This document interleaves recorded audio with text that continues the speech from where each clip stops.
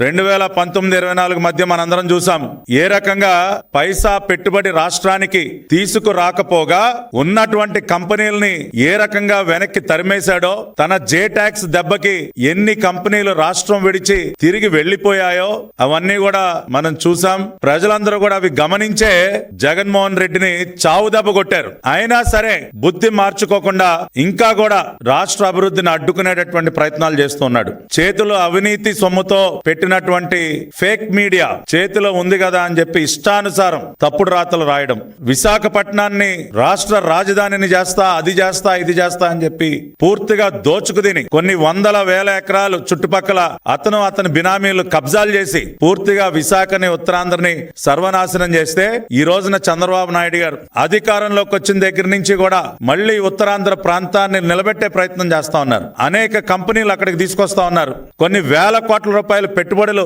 విశాఖ నగరానికి, ఉత్తరాంధ్రకి తీసుకొస్తా ఉంటే కడుపు మంట.